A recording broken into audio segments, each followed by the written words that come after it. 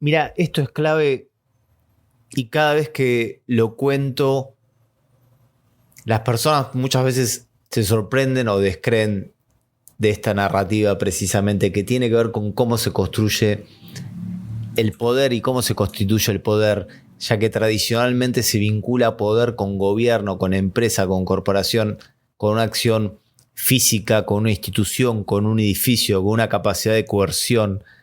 Pero el poder se compone de dos aspectos que trabajan en simultáneo como una máquina. Hay como una modalidad de maquinaria en su funcionamiento y una es el aspecto físico y otra es el aspecto simbólico y es de alguna manera 50 y 50 o en todo caso ambas cuestiones son parte fundante de cómo se construye el poder. ¿Y por qué digo que esto es importante? Porque la arte simbólica es la parte que suele no entenderse y que en la era de la información, en la era digital, donde por supuesto también existe el petróleo, la economía, la guerra, lo físico, digamos, pero donde, digamos, la economía de la información, la digitalización, por así decirlo, es un factor de los cuatro factores, de las cuatro patas de una mesa hoy en el mundo, es un componente esencial y es el que menos se trabaja o el que menos se suele entender. Y muchas veces sucede que, y yo pensaba en algunos ejemplos que se dieron en la Argentina con respecto a la administración del fútbol argentino durante esta segunda quincena de noviembre.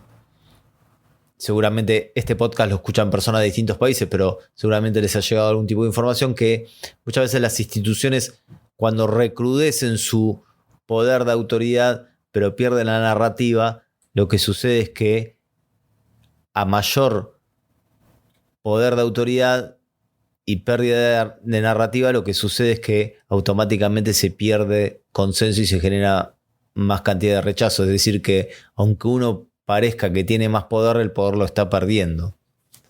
Porque el poder también es la narrativa. Es decir, una cosa no funciona sin la otra y ambas son condiciones de realización. Y lo simbólico es lo que no se suele entender porque se piensa que es la cuestión de lo fake, que es lo irreal. Hay una cuestión de subestimarlo. Se piensa, bueno, las personas van a organizar su vida, sus ideas, sus compras, van a votar por una serie de cuestiones racionales y de experiencias físicas y no es así. No es así porque existen los sesgos, porque existen las emociones, porque existen las percepciones de cómo te orientas a pensar, digamos, una realidad. La percepción es una parte de la realidad. En definitiva, lo simbólico es un conjunto de palabras, de acciones, de valores, de visiones que construyen sentido y orientación. El sentido es qué le asignamos, qué valor, qué idea le asignamos o qué pensamos de un hecho o de una palabra. Eso es el sentido. Por eso se habla de disputar el sentido. Y la orientación es, bueno, digamos, precisamente ese sentido hacia dónde me lleva, hacia qué voy a apoyar y qué voy a negar o qué voy a contraatacar. No hay poder sin narrativa y no hay poder sin construcción simbólica. Y bueno, un poco yo me dedico a tratar de identificar cuáles son las principales variables para construir poder simbólico en la era digital. Eso es lo que yo trato de trabajar en el newsletter Comunicación que sale una vez por semana. Ahora está próximo ya a cumplir 6 años de ediciones. Es una edición semanal que sale cada domingo con un análisis de nuevas funciones en las redes, de tips, de ideas de campañas, de cómo funciona el plano digital de la comunicación, que no es lo único en la comunicación, pero que es una pata clave y fundamental. Pero me parece central esta idea de que muchas veces cuando la institución pierde la narrativa y pierde el apoyo, aunque mantenga el poder y suele recrudecer su poder y su función coercitiva, mientras que va perdiendo la narrativa, lo que sucede es que el resultado es que a mayor coerción, mayor rechazo. Y esto no es solo por las redes, porque fíjense que un pensador, un activista también como fue Antonio Gramsci, que nació en el siglo XIX, o sea, nació hace mucho tiempo, que vivió y actuó muy fuerte en la década del 20, sobre todo en Italia.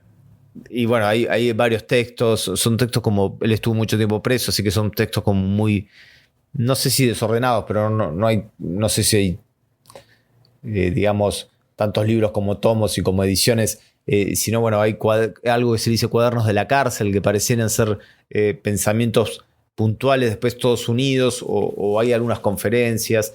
Pero bueno, Gramsci ya hablaba de alguna manera, para simplificarlo, estructura y superestructura. La superestructura sería el poder cultural, y la superestructura de alguna manera va, digamos, que es lo cultural, el pensamiento, no lo cultural por la poesía, digamos, o por la música, es decir, lo cultural como lo simbólico que construye la sociedad, es como el fruto del árbol. La estructura es el fruto necesita obviamente la estructura, que es lo importante, el tronco, pero el fruto después cae y ese fruto va a ser la semilla para un nuevo árbol. Es decir, que hay un proceso de conexión entre lo cultural simbólico y el poder físico real.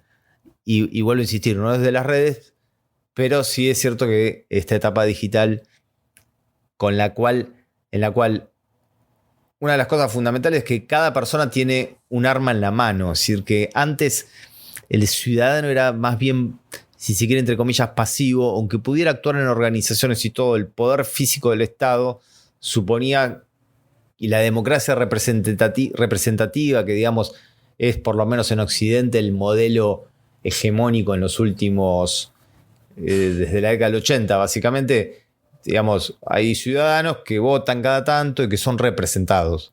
Pero eso digamos, eso va cambiando porque va mermando. Hay un libro muy, muy, muy interesante que es de Contrademocracia, que habla un poco de esto, y dice que hay como un contrapoder y que el poder de las instituciones de la democracia va mermando en la medida también que dan poca respuesta, porque en esta etapa del capitalismo es quizás la etapa más desigual. Entonces dicen, este gobierno no da respuesta a la desigualdad, entonces, o el problema es de estos inmigrantes que vinieron y claro, y el gobierno aparece como responsable. En realidad estructuralmente este momento del capitalismo es el momento de mayor diferencias, y con lo cual cuando hay diferencias sociales tan amplias, lo único que puede suceder es situaciones tremendas, digamos, de diverso índole, violencias, y donde en realidad no hay una movilización mundial contra el capitalismo. Lo que hay son, digamos, cada vez más rebeliones contra gobiernos, que son gobiernos que, haciendo mal o bien algunas cosas, tampoco es que tienen tanto margen de autonomía. Pero digamos que sobre todo cada persona hoy tiene, al tener un teléfono en la mano, cada persona tiene su propio noticiero, porque todo el contenido hoy se reparten para ti, es decir, se distribuye de acuerdo a lo que te gusta. Por lo tanto, no hay prácticamente un solo noticiero en el mundo, porque cada uno tiene distintas percepciones de lo que pasó en el día, de las conversaciones que van circulando de alguna manera, y de alguna manera también se ha empoderado.